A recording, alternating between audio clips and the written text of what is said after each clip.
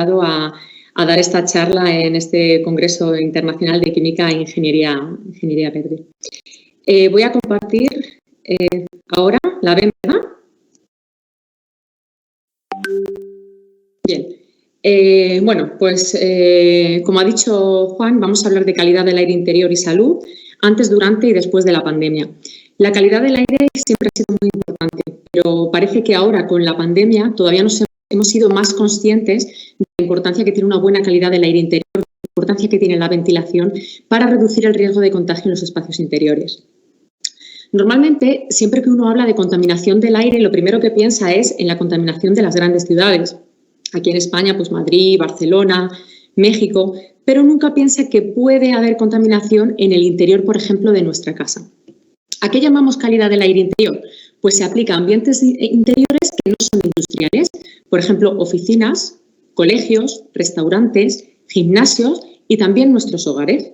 Se sabe que el 90% de nuestro tiempo lo pasamos en ambientes interiores, ya sea en casa, en el trabajo o en el transporte público. Y muchos de los contaminantes a los que estamos expuestos tienen concentraciones de 2 a 5 veces superior en el interior que en el exterior.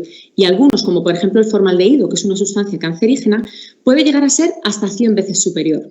Por tanto, nuestra mayor exposición a sustancias químicas no ocurre cuando estamos en la calle, sino cuando estamos en los espacios interiores.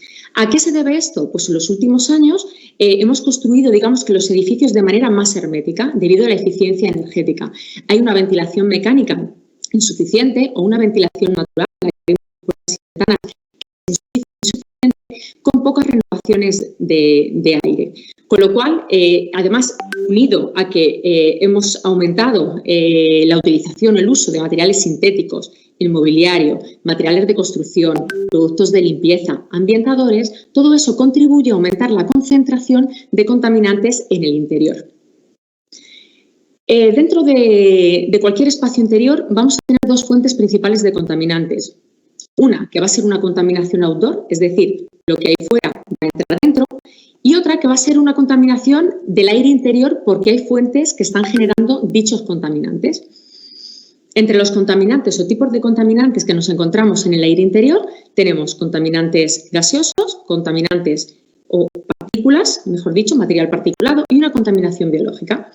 Estos contaminantes gaseosos pueden ser inorgánicos, como por ejemplo el ozono, el NO2, el CO2, o pueden ser compuestos orgánicos volátiles, porque a temperatura ambiente están en fase de vapor y podemos inhalarnos. Y luego hay una contaminación por partículas, que puede ser PM10, si son partículas menores de 10 micras, PM2,5, partículas menores de 2,5 micras y partículas ultrafinas, que son menores de 0,1 micra. Cuanto más pequeña la partícula, más peligrosa es, porque más profundamente puede penetrar en el sistema respiratorio y más difíciles son de expulsar. Por tanto, las partículas no solamente preocupa su tamaño, sino además su composición, porque otro tipo de sustancias pueden condensarse en este tipo de partículas y se denominan compuestos semivolátiles. Y luego tenemos una contaminación biológica, por ejemplo, por virus, por bacterias, a la que estamos muy acostumbrados ahora en la pandemia. O sea, el coronavirus, ¿vale? El SARS-CoV-2, pues hemos visto en los últimos meses que se transmite por aerosoles, es decir, va en presencia de aerosoles. Es una contaminación de los espacios interiores fundamentalmente también. Si nos fijamos en los ambientes interiores, ¿cuáles son las principales fuentes de emisión de compuestos orgánicos volátiles, sustancias inorgánicas o, por ejemplo, formaldehído? Pues de formaldehído y de compuestos orgánicos volátiles tenemos los materiales de construcción, el mobiliario, los productos de cuidado personal, los cosméticos, los productos de limpieza, las alfombras, los textiles, los ambientadores, las pinturas, disolventes, adhesivos y además el material particulado, aparte de entrar de fuera adentro, también se va a emitir pues, por las chimeneas, por los fuegos al cocinar, por ejemplo, algunos dispositivos para calefacción y de calentamiento. Todo eso contribuye a aumentar la contaminación del aire interior. Pero es que no solamente va a haber una emisión directa de materiales o de productos en el ambiente interior. El ambiente interior también se convierte en un reactor químico, por así llamarlo, porque se van a dar también reacciones químicas y sobre todo en determinadas circunstancias. Por ejemplo, cuando se hace limpieza y se utiliza lejía, se va a emitir ácido hipocloroso y cloro, que puede reaccionar con otras sustancias, como por ejemplo el limoneno, que lo tienen los productos de limpieza y que le da el característico olor a limón, que en presencia de la luz pues va a dar lugar a otro tipo de compuestos orgánicos volátiles y además aerosoles. Con lo cual, esto aumenta también la cantidad de sustancias químicas en el interior. Hoy día, por ejemplo, con la pandemia, se están vendiendo muchos purificadores de aire que están basados, o incluso generadores de ozono, pues basados en eso, en ozono, en radicales hidroxilo. Es decir, que aumentamos la concentración de contaminantes o de oxidantes, como es el ozono, en un ambiente interior, lo que va a propiciar que se generen reacciones químicas que incluso pueden llegar a conducir a productos más perjudiciales. Por eso, este tipo de tecnologías pues están totalmente desaconsejadas, con algunas excepciones. La contaminación atmosférica de los ambientes interiores puede producir un riesgo importante sobre la salud de los ocupantes. El ambiente interior, digamos que es un tema muy complejo en términos de toxicología y evaluación de riesgos sobre la salud, debido a la gran cantidad de tipos de contaminantes y sus posibles efectos combinados. Por lo general, producen más efectos crónicos y a largo plazo que efectos a corto plazo, con lo cual no genera alarma en la población y no presiona, digamos, que a los poderes públicos y a las administraciones para su mayor vigilancia y control. Sin embargo, podemos decir que el exponencial incremento, por ejemplo, de las enfermedades respiratorias de los últimos 40 años no se pueden explicar sin que la calidad del aire interior ocupe un lugar principal en la lista de causas. Entre los efectos a largo plazo pues pueden estar enfermedades respiratorias, enfermedades del corazón y cáncer. Y no son fácilmente reconocidos, ya que digamos que estas enfermedades pueden afectar a la salud del paciente pues incluso años después de la exposición. Consciente de esto, ya en 2010 la Organización Mundial de la Salud publicó un documento con unas guías de calidad del aire interior y seleccionó una serie de compuestos que son los más comunes encontrados en los ambientes interiores y que se deben vigilar, porque no deben sobrepasar determinados límites pues para que no afecten a la salud. Entre esos compuestos está formaldehído, que es una sustancia cancerígena, como he comentado anteriormente, está benceno y está también el benzoapireno, que también son sustancias cancerígenas. Sin embargo, por ejemplo, para el benceno y para el benzoapireno no existe un límite por debajo del cual sea seguro para la salud, con lo cual cuanto menor sea la concentración, digamos que es mejor para prevenir enfermedades futuras. En esta tabla se muestran el top 10 de las enfermedades o riesgos asociados a la contaminación del aire en los hogares. Entonces, vemos aquí los contaminantes que lo causan, entre ellos orgánicos, inorgánicos, está aquí el benceno, material particulado también. Entonces, son enfermedades respiratorias, asma, neumonía, cáncer, reducción de la función pulmonar. Entonces, por ejemplo, el formaldehído, que es un cancerígeno, está asociado pues, al cáncer nasofaríngeo, a la leucemia, y la exposición a largo plazo de partículas de menores de 2,5 micras, lo que llamamos las PM2,5, pues está relacionada también con enfermedades cardiovasculares y respiratorias. Entonces, siempre va a haber colectivos más vulnerables a este tipo de contaminación, como por ejemplo los niños y también las personas mayores.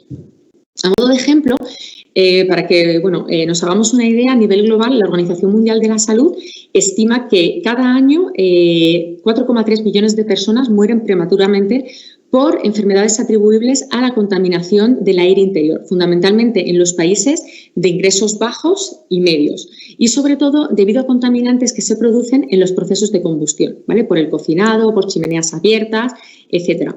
Aquí tenéis un gráfico, una figura a la izquierda donde se ve cuáles son los países más afectados por la contaminación del aire interior, donde se representa la tasa de mortalidad por cada 100.000 individuos. Entonces, por ejemplo, aquí en este caso, en México, pues son al año, en la última actualización que fue en 2017, pues 10,8 es la tasa de mortalidad por cada 100.000 habitantes atribuida a la calidad del aire interior. Conscientes de la importancia que tenía la calidad del aire interior y dado que en España había muy pocos estudios de contaminación del aire interior para saber cuál era la exposición de distintos colectivos a sustancias contaminantes, pues bueno, en nuestro grupo de investigación decidimos meternos en esta línea de investigación. Hicimos medidas en casas de Puerto Llano, en el interior de las casas de Puerto Llano. Puerto Llano es la única ciudad industrial que tiene un complejo petroquímico en el centro de la península ibérica, aquí en España. Con lo cual, es una ciudad, pues, además el complejo petroquímico está a 6 kilómetros y, bueno, pues digamos que tiene unas características peculiares. Luego también hicimos medidas en colegios, en zonas industriales, como es Puertollano, en zona urbana, Ciudad Real, que está a 40 kilómetros de Puertollano, y también en zonas rurales. Y bueno, el último estudio, que también voy a comentar un poquito en esta presentación, es que después durante la reapertura de los colegios, en el curso pasado en septiembre, pues decidimos medir la ventilación y los aerosoles, pues para saber qué diferencia había con la época de prepandemia. Entonces voy a mostraros aquí los resultados. He dicho anteriormente que los niños son especialmente vulnerables a la contaminación porque ellos tienen una tasa de respiración, inhalan mayor cantidad de aire en relación a su masa corporal. Además, sus órganos, sus tejidos están en desarrollo y tienen un sistema inmune que aún es inmaduro. Entonces, la mala calidad del aire en los colegios se ha relacionado con enfermedades respiratorias, con asma, con alergia y con bajo rendimiento escolar. Nosotros iniciamos este estudio en el que nos centramos en medir compuestos orgánicos volátiles como benceno, tolueno, sileno, limoneno, que hemos comentado anteriormente, y NO2, que es un contaminante típico del tráfico. Entonces, seleccionamos 18 colegios y medimos en un aula de infantil y en un aula de primaria en cada uno de los colegios. Entonces, es decir, que cuantificamos 28 compuestos orgánicos volátiles. O sea, realmente cuantificamos los que buscábamos. Si hubiéramos buscado más, pues hubiéramos encontrado más compuestos porque en realidad había más. Pero solamente cuantificamos 28. Y entre ellos estaban aldehídos como formaldehído, acetaldehído, alcanos, pues casi toda la serie, pentano, hexano, hectano, octano.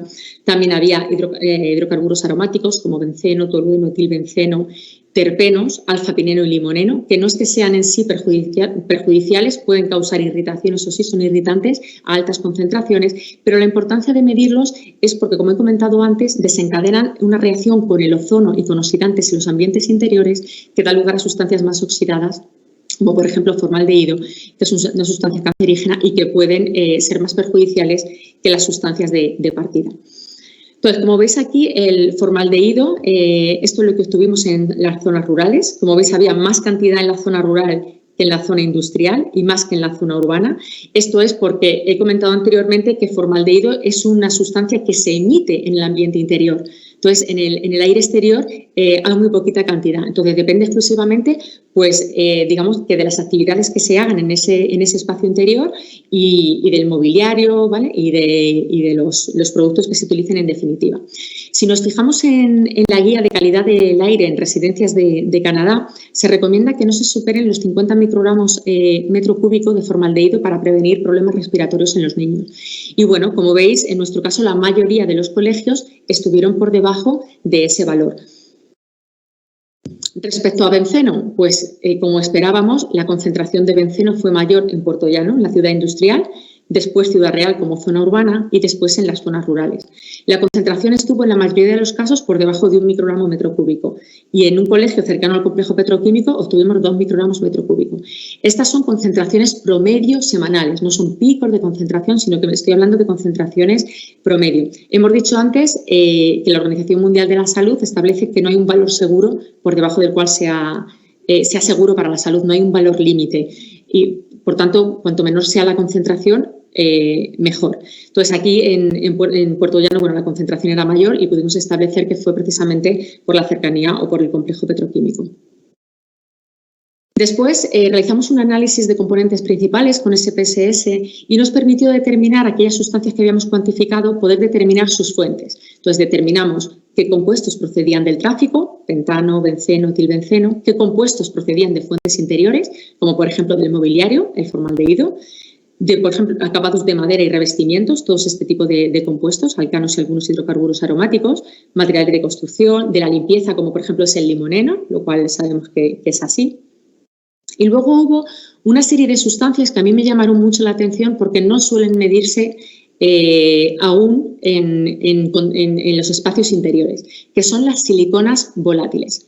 Este tipo de sustancias, como por ejemplo la D4, que es la octametilciclopentasilosano, y la D5, la decametilciclopentasilosano, son muy utilizados en productos pues, de cuidado de la piel, maquillaje, cuidado del cabello y aparte, bueno, se utilizan también en en otro tipo de materiales como adhesivos, envases de alimentos. Bueno, pues no las cuantificamos en ese momento porque no teníamos el método desarrollado para cuantificar este tipo de siliconas. Además, no hay un valor límite establecido y es un trabajo que teníamos pendiente y estamos en ello. Entonces, bueno, simplemente decir que la D4 es una sustancia que es un disruptor endocrino y la D5 es una sustancia cancerígena.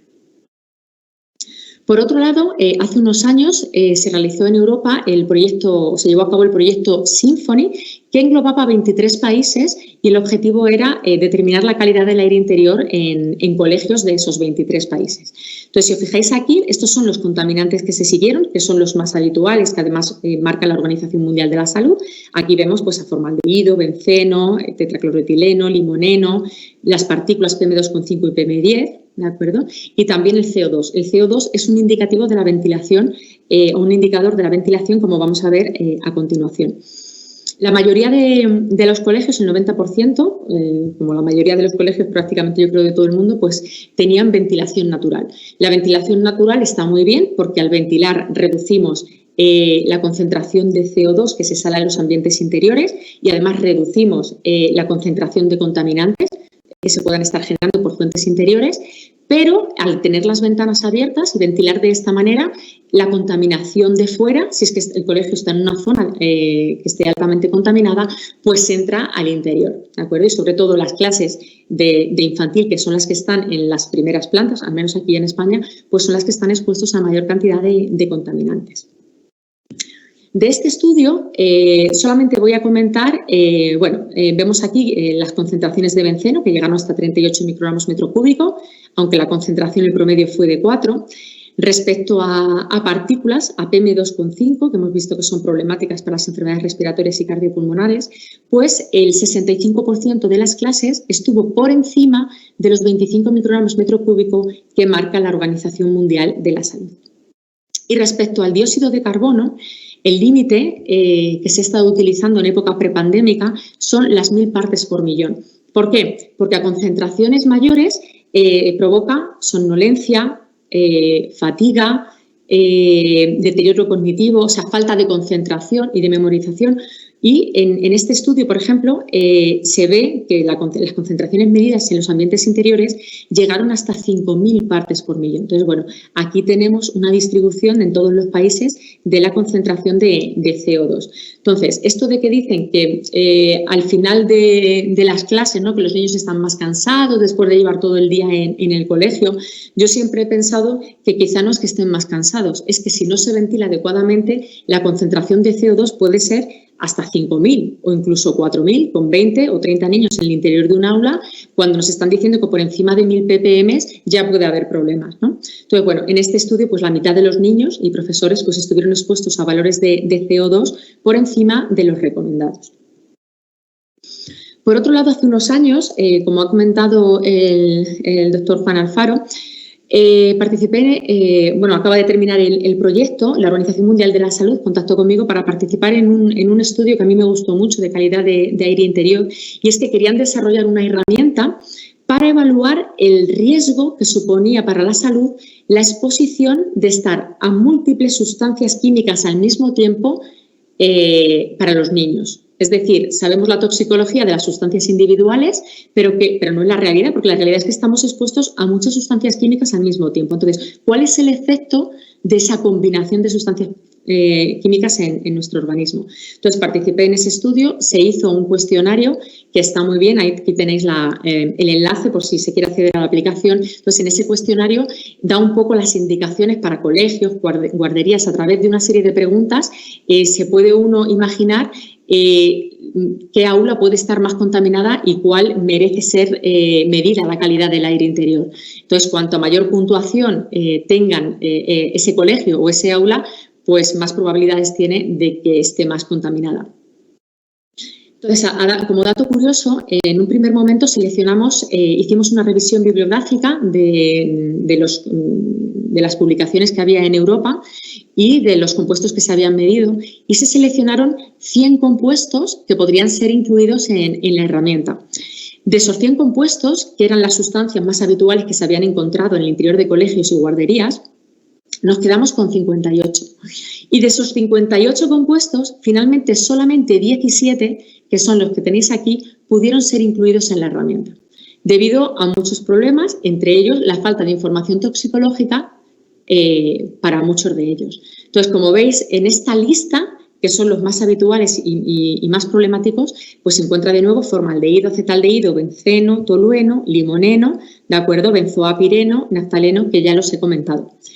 Y entre los otros 41 compuestos que no se pudieron incluir en lo que es la herramienta, pero sí recomienda la Organización Mundial que se midan, están el material particulado, que hemos comentado ya, compuestos inorgánicos, los ftalatos, almizcles, hidrocarburos aromáticos policíclicos, retardantes de llama bromados, retardantes de llama organofosforados y parafinas cloradas. Dicho esto, y una vez visto qué es lo que teníamos hasta ahora sobre calidad del aire interior y habiendo visto la problemática que representa, ¿qué es lo que ha pasado ahora en la pandemia? Pues que todos nos hemos vuelto mucho más conscientes de lo que significa ventilar. Digamos que el contagio en los exteriores es 20 veces menor que el contagio en los interiores. Entonces, las últimas evidencias científicas pues demuestran que el coronavirus principalmente se transmite por el aire, es decir, se transmite por aerosoles, cuando al principio nos habían dicho que era por gotículas, que son partículas o aerosoles, digamos que gotas, mejor dicho, de mayor tamaño y por contacto por superficies. Entonces, al transmitirse por aerosoles, la ventilación es fundamental, porque de lo que se trata es de reducir y de diluir ese aire interior para evitar o reducir la probabilidad de contagio. Entonces, ¿por qué es necesario, por qué es tan importante, ya no solo ahora en época de pandemia, sino que sigamos midiendo después el CO2? Porque el CO2 es un indicador del aire salado, es un indicador de calidad del aire interior, aunque no es el único, luego veremos que hay otro. Entonces, podemos medir el aire exhalado y, por analogía, podemos hacernos una idea, porque si se está concentrando el CO2 en un ambiente interior, quiere decir que si hay alguien que esté infectado, también se va a concentrar los aerosoles en ese ambiente interior, ya que permanecen flotando durante bastante tiempo, sobre todo los de menor tamaño. Entonces, la ventilación se ha visto que reduce el contagio. Entonces, medir el CO2 es una forma muy fácil y económica de saber si tenemos una buena ventilación, y ha sido recomendada la ventilación pues, por organismos como la Organización Mundial de la Salud, los CDC, los Centros de Control y Prevención de Enfermedades, y además es que esto ya ha sido demostrado para otras enfermedades, como por ejemplo el caso de Taiwán, en el que se midió la concentración de CO2 al principio, en octubre, se vieron concentraciones muy altas, de 3.200 partes por millón, y había casos de tuberculosis, que esto es lo importante, que es una enfermedad también respiratoria, ¿no? Que se transmite por el aire. Entonces, después de implantar una serie de medidas para reducir los niveles de CO2, cuando después tuvieron que medir, redujeron los niveles a 600 partes por millón y se vio una reducción en el número de casos. O sea que ya hay un precedente. ¿Y cuál es el límite de CO2? ¿Cuál es el límite que nos dice que tenemos una buena ventilación? Pues en época prepandémica, toda la normativa y las guías indicaban que tenía que ser 1.000 partes por millón. 1.000 partes por millón significa que de 1 millón de moléculas de aire, 1.000 son de CO2. Entonces, ¿por qué este límite? Por lo que he comentado antes, porque por encima de ese límite, ¿vale?, ya tenemos problemas de concentración, de memoria, somnolencia y demás. ¿Qué pasa en época de pandemia? Pues que el límite se ha establecido en 700 partes por millón. Evidentemente, cuanto mejor ventilado esté un espacio, menor será el riesgo de contagio. Entonces, si fuera en el exterior tenemos 400 o 420 partes por millón, es recomendable que en el interior no sean más de 300 con respecto a la del interior. O sea, 400 más 300, 700. ¿Por qué? Porque con 800 partes por millón significa que el 1% del aire que estamos respirando ya ha sido respirado por otras personas. Entonces, lo que nosotros queremos es reducir ese aire que ha sido respirado por otras personas. Aquí tenemos un ejemplo. ¿Qué es lo que pasa si compartimos, por ejemplo, un coche? Es un espacio muy reducido. Pues si van 2 personas y un niño, esto es un experimento real, en 30 minutos, pues si en el exterior tenemos 445 partes por millón, en el interior, en tan solo media hora, con las ventanas cerradas y aire recirculado, podemos llegar a alcanzar las 4.600 partes por millón. Y eso conlleva un aumento del riesgo de contagio.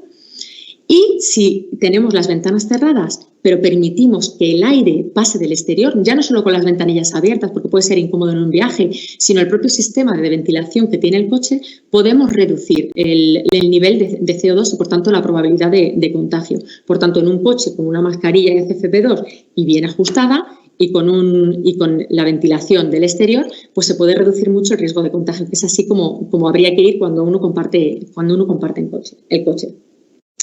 Entonces, como ha comentado al principio el doctor Alfaro, en octubre creamos en España la plataforma o la iniciativa Aireamos, ¿vale? Está formada pues, por científicos, divulgadores, técnicos, y nuestro único objetivo era divulgar sobre la importancia de la ventilación para mejorar la calidad del aire interior y, sobre todo en pandemia, para reducir el riesgo de contagio. Entonces, desde la plataforma Aireamos, que es sin ánimo de lucro, todos estos ensayos que os voy a contar ahora se han hecho gratis, simplemente para ofrecer a las personas una herramienta. Es decir, lo que queríamos era que se midiera el CO2. Entonces, hay medidores de CO2 de bajo coste que están entre 80 y 200 euros que se pueden utilizar para medir la ventilación. Entonces, nos pusimos a testar esos medidores que se vendían pues, en distintas plataformas en Internet, a testarlos frente al nuestro de referencia. Entonces, hicimos una guía de medidores disponibles en España, pero que también se venden a través de plataformas en Internet, y lo pusimos en este enlace para que toda aquella persona que quisiera comprar un medidor pues supiera qué medidor tenía que poner. Entonces, dimos una serie de características que tenían que tener esos medidores y para guiar a la gente para poder comprarlos. Y a partir de Aireamos en España, pues bueno, tenemos ya Aireamos Latinoamérica y también Aireamos Internacional. Aquí está un resumen de esa guía que hicimos.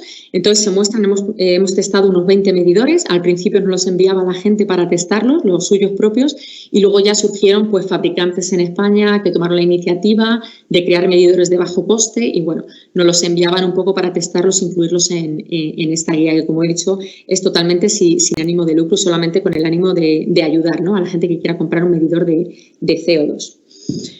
Viendo la importancia de la ventilación, aquí en el campus de Ciudad Real se decidió pues, evaluar distintos edificios para ver cómo estaban los sistemas de ventilación. Aquí tenemos 3 tipos de sistemas de ventilación. Uno que es el tipo A, que es ventilación mecánica 100% y no necesita ventilación natural, cumple la normativa de edificios, el RITE, que es aquí en España. El tipo B, que es una ventilación mixta, es decir, hay ventilación forzada, pero también habría que abrir las ventanas. Y el tipo C, que es únicamente ventilación natural. La única manera de ventilar es abriendo ventanas y puertas. Entonces, a modo de ejemplo, quería indicaros que ¿para qué sirve medir CO2? Pues es que nos sirve para determinar carencias en el sistema de ventilación. Si observáis en este gráfico, aquí tenemos la concentración de CO2 y esta es la evolución temporal. Entonces, esto es un aula con 52 personas. Las ventanas estaban totalmente cerradas y las puertas cerradas porque teníamos 100% ventilación forzada. Entonces, bueno, hicimos unos cálculos de la concentración de CO2 y en esas condiciones pues no debería superarse los 785 partes por millón. Incluso debería estar por debajo. Y, sin embargo, vemos que en esta zona había 900.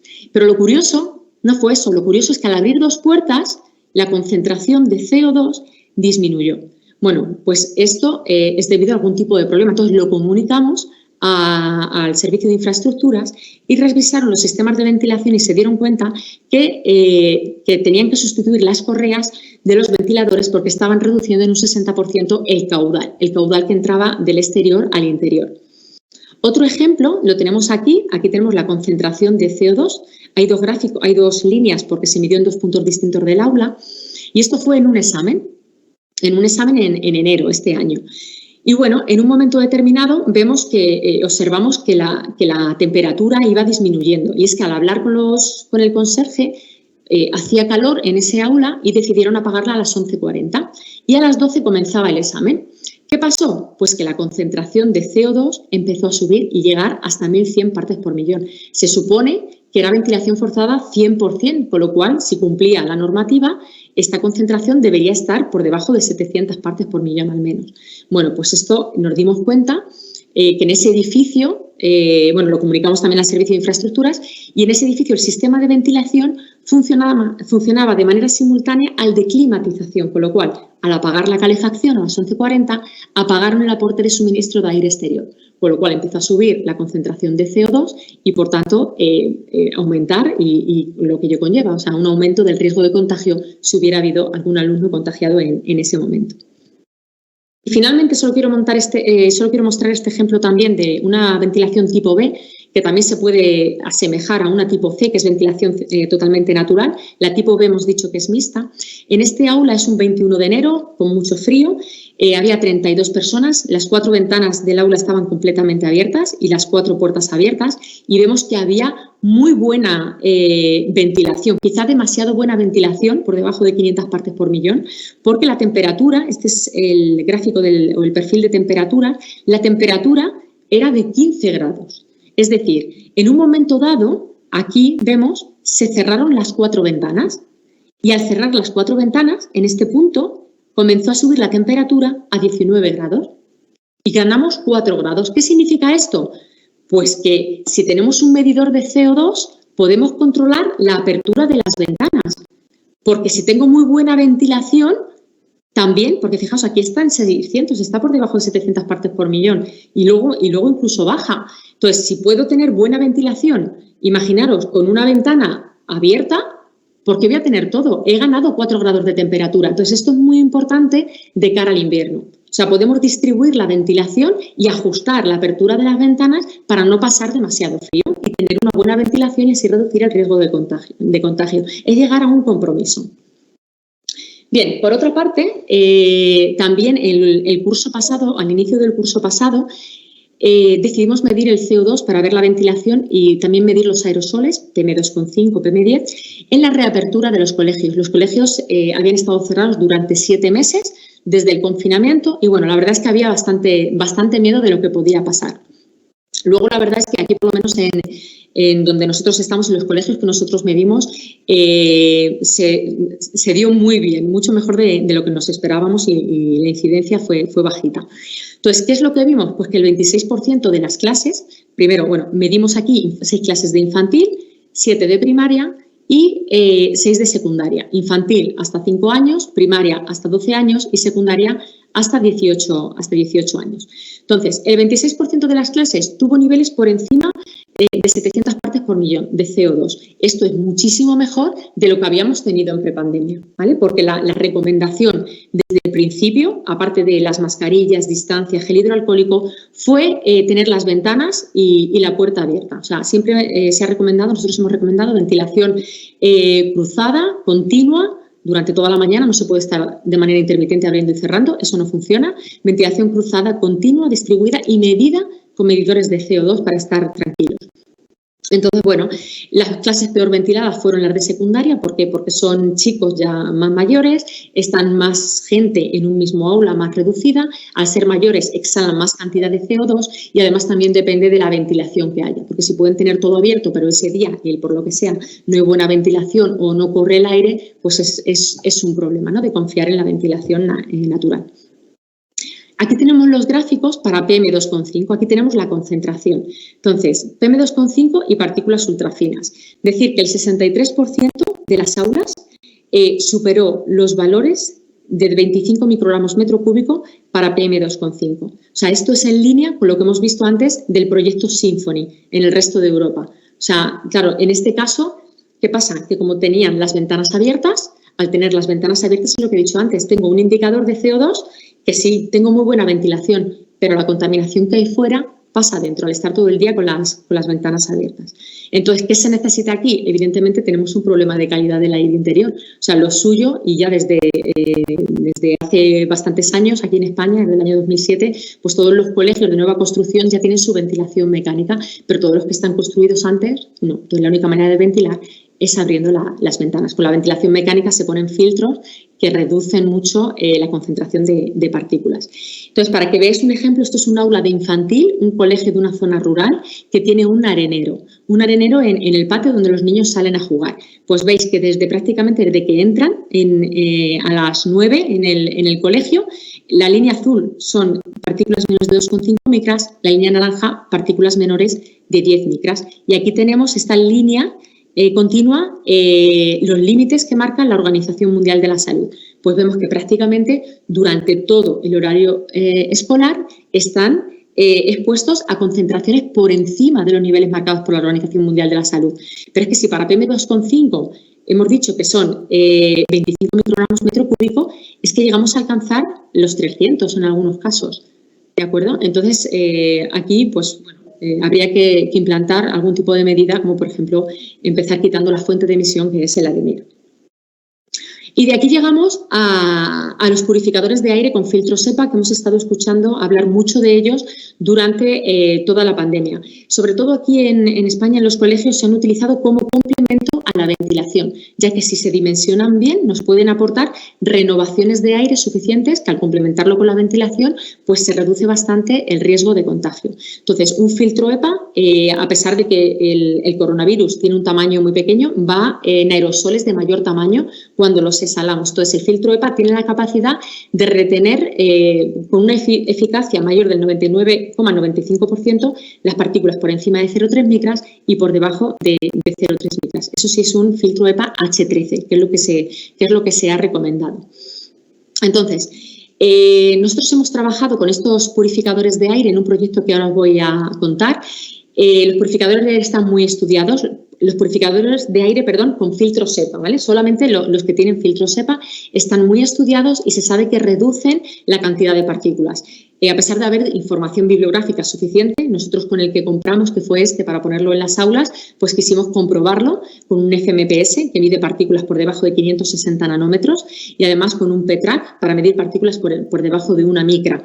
Entonces, como veis, esto son las partículas que estábamos midiendo antes de encender el purificador y en este momento se encendió el purificador. Este es el momento de encender el purificador en este aula que fue distinta a este y este es el momento de encender el purificador. Entonces veis que en el momento en el que se enciende el purificador con filtro EPA hay un decrecimiento exponencial de las partículas en el aire, con lo cual está más que demostrado que este tipo de purificadores funcionan para eliminar los aerosoles y de la misma manera que eliminan los aerosoles atmosféricos, también van a eliminar los aerosoles que contienen el SARS-CoV-2. Entonces, basándonos en esa premisa, hemos llevado a cabo este curso, un proyecto muy bonito de vigilancia ambiental del SARS-CoV-2 que consistía en analizar un filtro EPA a la semana en un aula de un colegio, en 2 aulas de una guardería y en una vivienda de una residencia donde había discapacitados, ¿vale? Una vivienda donde conviven 8 o 9 personas y además hay personal sanitario que entra y sale pues, para ayudar a esas personas.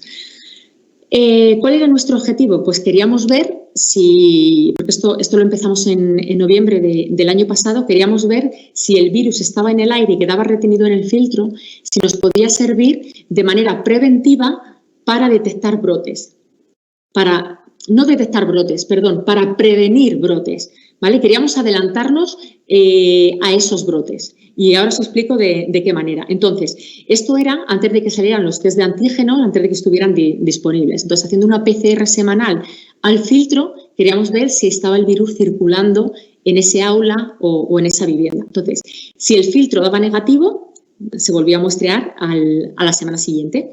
Y si el filtro daba positivo en coronavirus, pues entonces el paso siguiente era hacer PCRs a los alumnos y a los profesores o las personas que hubieran entrado en esa sala para detectar quién es esa persona asintomática y así por prevenir un brote y prevenirlo de forma temprana, ¿no? Evitar que haya un brote. Entonces, sabemos que funciona este sistema porque previamente a comenzar la campaña, el Grupo de Investigación de Sanidad y Biotecnología desarrolló un método para analizar, para hacer PCR al filtro, entonces basado en un método que tenía el CDC. Entonces, tuvimos un aviso de 2 aulas de primaria, una de 8 años y otra de 10 años, de niños de 10 años. En una, si veis, el filtro está aquí en una esquina y en la otra el filtro estaba situado en el centro del aula, que es lo que se recomienda. Entonces, en este primer caso había 4 positivos y en este segundo caso 5 positivos. Es decir, Se detectaron los positivos y ese aula se confinó y nosotros pasamos en ese aula a posteriori. Esto fue para validar el método y antes de empezar la campaña de muestreo. ¿Qué pasó? Nosotros recogimos el filtro, se llevó al laboratorio, se analizó y el filtro dio positivo en coronavirus. Es decir, esto nos dio una idea de que este sistema podía funcionar para prevenir, porque primero, si el virus estaba en el filtro, quería decir que estaba en el aire. Entonces, al principio del año pasado había como más duda, todavía la Organización Mundial de la Salud no había reconocido que se transmitía por aerosoles. Entonces, nosotros vimos que al estar en el filtro, uno, el virus estaba en el aire, porque el filtro EPA recoge las partículas del aire. Dos, que las mascarillas en los colegios funcionan, pero regular, es decir, se escapan porque no están bien ajustadas, porque los niños no llevan FFP2 y porque al fin y al cabo son niños y se la quitan, se la bajan, beben agua y demás. Y en tercer lugar, al darnos positivo el filtro, lo que nos estaba dando a entender es que ese virus se había quedado en el filtro, con lo cual era una premisa bastante importante para empezar a realizar el muestreo. Entonces, cuando realizamos cuando empezamos la campaña, obtuvimos permisos, la burocracia fue demasiado lenta, tuvo que pasar el comité ético porque implicaba trabajar con niños y demás. Entonces lo hicimos en un momento en el que la incidencia era pues bastante más baja. Entonces, bueno, sí que puedo decir, estamos escribiendo esta publicación y sí que puedo decir que la primera semana en la vivienda de estos chicos que son discapacitados, el filtro dio positivo. Hicimos PCRs a los individuos y pudimos detectar que dio un individuo positivo, era un trabajador, ¿de acuerdo?, que había entrado a la vivienda, solo un trabajador y había estado esa semana y lo habíamos detectado en el filtro. Con lo cual, bueno, estamos pendientes de terminar la publicación para poder publicarlo cuanto antes. Y bueno, pues este es el camino. Con esto ya finalizo. Este es el camino. Es decir, si no nos beberíamos un agua contaminada donde hay gente dentro, porque a nadie se le ocurriría beberse este agua, ¿por qué tenemos que permitir respirar un aire contaminado? Es decir, un aire que está cargado de las exhalaciones de otras personas, un aire que puede estar cargado de contaminantes que hay en el interior. Entonces, tenemos que exigir ventilación, tenemos que exigir sistemas de ventilación, tenemos que exigir una buena calidad del aire interior y esto es lo que deberíamos ver en el futuro. Es decir, medidores de CO2 como un indicador de la calidad del aire interior, pues en todos los sitios en los que vayan a ser compartidos, públicos y privados, gimnasios, colegios, bares. Deberíamos exigir o debería haber sistemas de ventilación mecánica eficiente que filtren las partículas, tengamos una buena calidad del aire, utilizar equipos portátiles con filtro EPA en aquellos sitios donde no se pueda ventilar o la ventilación sea insuficiente e incluso para reducir las partículas, porque se ha visto que una reducción en la concentración de partículas a largo plazo es un beneficio para la salud. Con lo cual, si esto se sabe, el utilizar filtros EPA que se sabe que reduce la cantidad de aerosoles, pues también tiene que ser beneficioso para la salud. También tener medidores de partículas como otro indicador de los aerosoles en los ambientes interiores. Y ya con esto finalizo con una frase del físico y matemático británico William Thomson Kelvin, que hemos utilizado mucho a lo largo de esta pandemia, que dice: lo que no se define no se puede medir, lo que no se mide no se puede mejorar y lo que no se mejora se degrada siempre. Muchas gracias.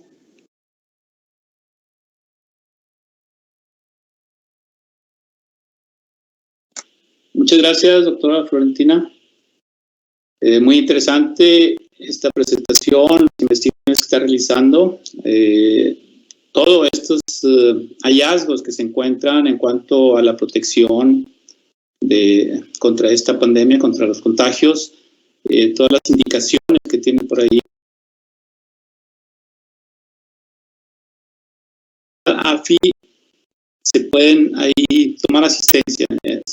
Les debe estar apareciendo una liga para que registre su asistencia. Los demás dice,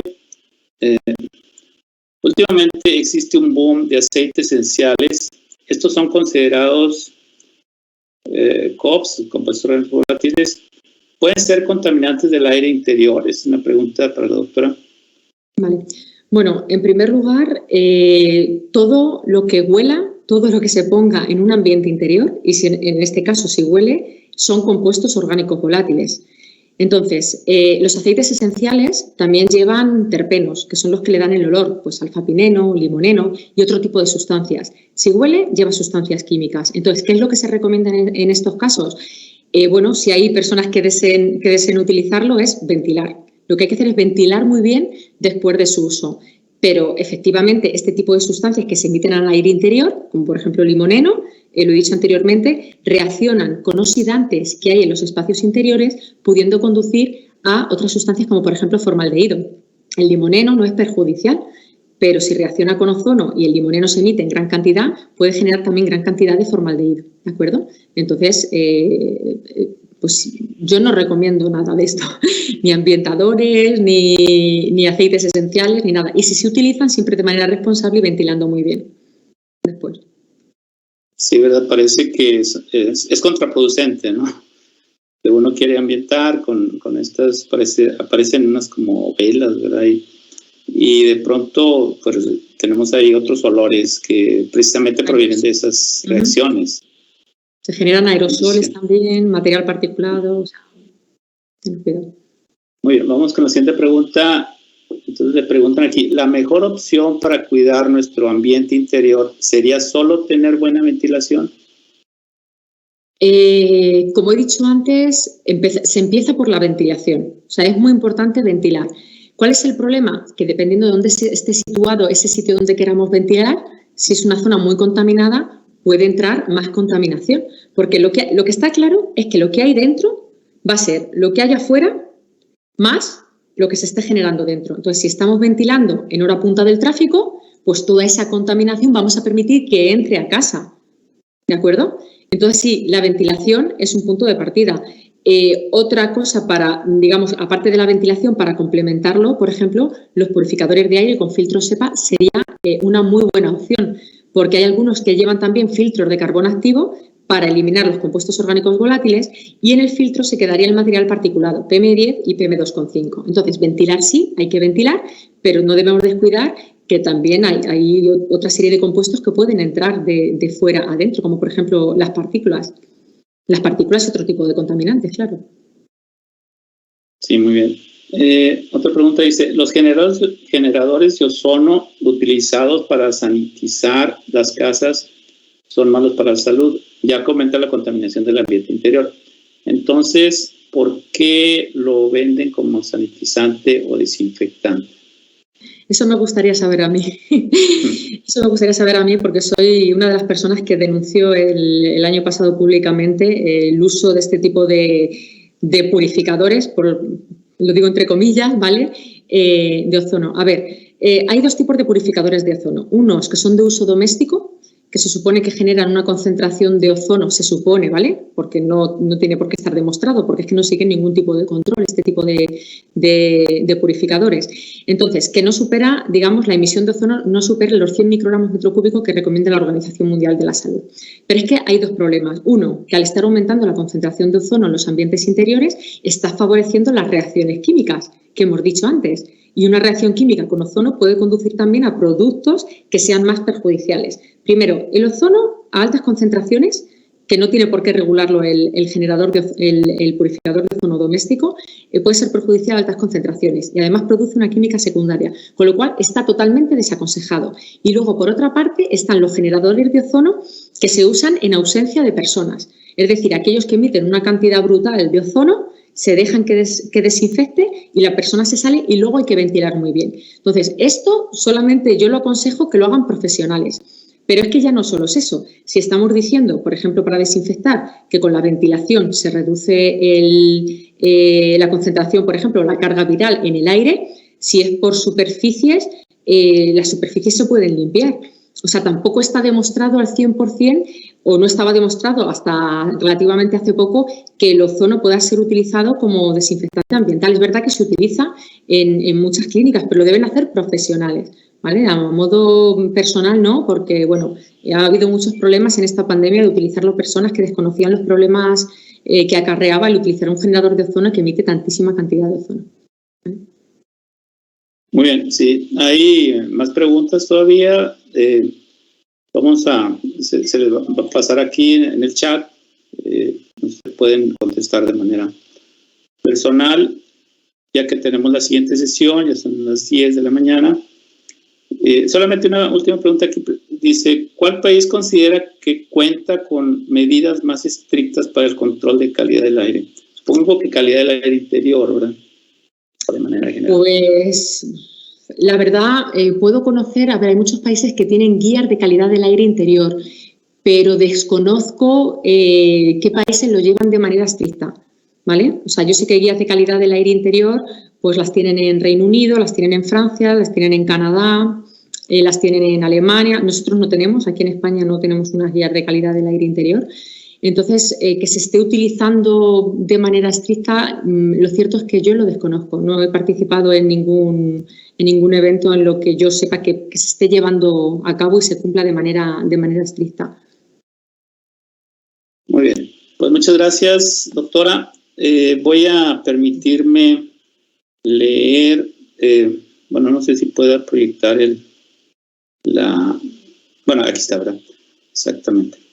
El reconocimiento que se le otorga por esta participación, lo voy a leer.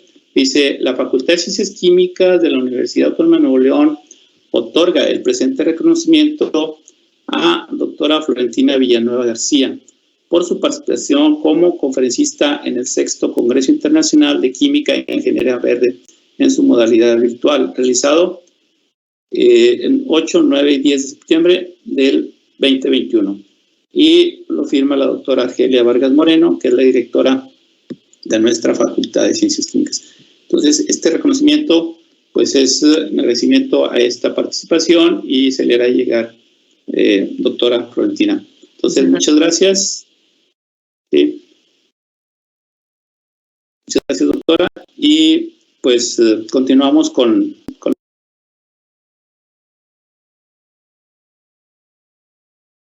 la siguiente conferencia.